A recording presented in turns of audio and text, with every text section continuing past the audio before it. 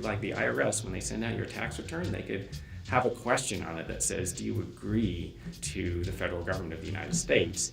And then if you say no, then you could get a full refund of your taxes. I wonder why they're not doing that. And it's not because they already know everyone would agree. It's because they know too many people would not agree. And then they would have to give back the money, and they don't want to give it back. So when a young person reaches an age of consciousness where they might be able to reasonably think about and read about the nature of government for themselves, their friendly local city councilman or congressman or governor or whomever doesn't come over and say, well, hello, young citizen X, pleased to meet you. I'd like to offer you my governmental services, which will include road and police and fire and courts and colleges and all kinds of wonderful things. And in exchange, here's some contract terms. If you sign this, you agree, let's say at the state level, to pay an 8% annual income tax, and there'll be some sales and property taxes along with it. But it's all going to work out swimmingly for you, and you're really going to like this. And so this young person takes a look at it and says, well, that's interesting. I appreciate this, and you haven't stuck a gun in my face, at least yet, but I'd like to shop around a bit. Well, hold on a minute. It turns out there is no shopping around. It turns out that this contract being offered to you is kind of one-sided. We have a monopoly provider for these services. And it turns out that the price you're going to pay for these services can be changed almost at will by the service provider himself and his cronies in the legislature. So all this would be a very odd form of contract for most people. And then if it turns out that even when you couldn't shop around, you couldn't even say no. In other words, if this young person said, I'm going to go live out in the woods by myself, and I'm not going to use your roads, and I'm not going to use your schools, I'm not going to use your fire and police, and I'm not going to pay. That sounds fair, right? I'm not using your services, what you're trying to impose upon me.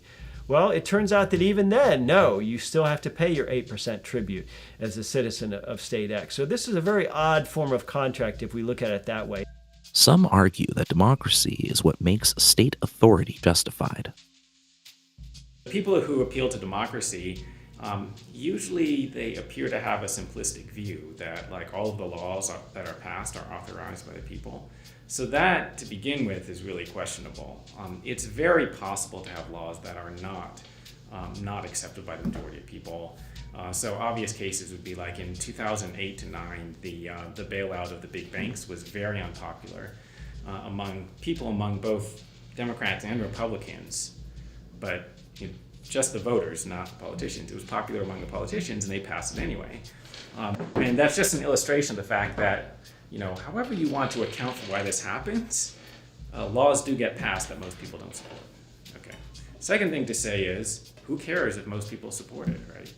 So, the question is, if a larger number of people want to do something that would otherwise be morally wrong, does it become morally permissible because there's a larger number of people who support it than are against it?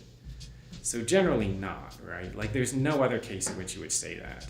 So, there's 5 people in the room, 4 of them want to beat up the 5th person. They decide to take a vote on whether beating up the 5th person is okay.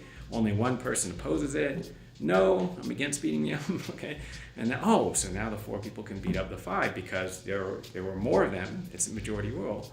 Okay, so nobody thinks that makes it okay to beat up the person. Nobody thinks that suspends the person's rights.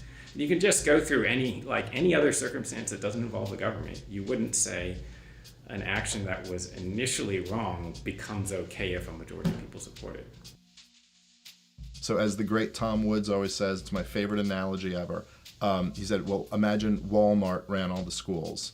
And you had to send your kids to an institution run by Walmart. And every morning they had to pledge allegiance to Walmart. And you had pictures of all the Walmart CEOs all around the room. And they would tell you all these fantastic, tales of, well, the first Walmart CEO never told a lie. And, all this, just the outright lies and propaganda. And then you had a society that was, really favored Walmart. And you're like, why do you think they like Walmart so much? Well, it's because they're being propagandized from the time they're children. And, propaganda works. What the states keep out of history textbooks are the things that call into question the existence of the states themselves, that call into question the existence of our form of governance, that call into question the existence of a nation state to begin with, that call into question the existence of borders, governments, police, prisons. Anything that calls into question the existence of the system those schools belong to. State overreach is a perpetual threat to individual liberty. The state insists on scrutinizing the lives of its subjects, but resists reform, transparency, and accountability. The individual actors in government are not bearing the costs, the net costs of their actions. If you want people if you want individual rationality to lead to group rationality, you need some mechanism such that when I take an action, I bear most of the net costs. I get the benefits and pay the costs. And on the market, that's mostly true, though not perfectly true, ordinary private market. But on the political market, it's almost never true. That if I vote for the bad candidate and he gets elected, the costs of that are distributed around at least my country and maybe the world. If I'm a judge and I make a decision that sets a bad precedent, I'll never know that it was a bad precedent. I'm imagining a precedent which changes the legal system just a little bit, and a very small change in the legal system might produce costs of, say, $100 million a year. Huge amount of damage for one person to make. Commerce Clause, for example, which gives Congress only the power to regulate interstate commerce, and which to Madison, regulate meant to keep regular. Marshall and his colleagues and subsequent courts have interpreted to allow Congress to do nearly anything it wants. The color of your shirt, the thickness of the soles on your shoes, the pigment on the paint, the brightness of the lights, the curvature of the lens, all these things are absurdly regulated by the feds. So I think there's really two reasons why businesses feel the need to lobby and interact with the state. So one, they want to get privileges over their competitors, and they want to try and get some sort of subsidies, tariffs, restrictions, monopolistic grants of privileges that can give them an edge over their competitors, so they act as political entrepreneurs. The other tendency is that their competitors are also doing the exact same thing, as well as other interest groups, so various ideologues, reformers, socialists, unions, etc., and they feel the need to basically block hostile regulation that's coming in threatening. So in other words, they have to play both the offense and the defense. So they're in the political arena to secure benefits and shape regulation to their advantage. I remember one time that a cop said to a friend of mine, he caught a friend of mine, we were 14, and he said he smelled weed, and we actually weren't smoking weed. And he could have easily caught us like an hour later and we probably would have been, but we weren't smoking weed, and my friend was really scared, and he got in his face and put a flashlight right in his face, and he said, "Are you scared? I want to watch you piss your pants in front of me," to a 14-year-old child. If a police officer stops you, you don't have, even if you know that you're innocent, you don't have the freedom to tell them, "No, I don't want to deal with you." No, they have a monopoly on force. They can initiate force, initiate violence up to and including killing you if you do not abide by what they have to say. A pretty close state to absolute power in the dynamic of a cop, particularly a cop with a teenager, but in general a cop. I mean, like even things will be like, well, I didn't consent to that search. Well, what happens if a cop says in court you did?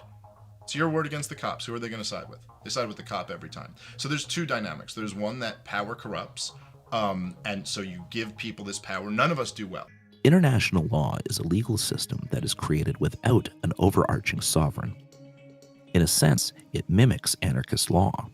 It's a bunch of different states, and they interact with each other in an environment where there isn't a higher power that hands down what the rules are of the game and how everyone shall behave. The international system is self-governed in the sense that all the states work together, at least ostensibly, as equals. So international law, I believe, can serve as a model for how we could imagine the possibility of a stateless order, because we do have 200 citizens of the world, which don't have an overarching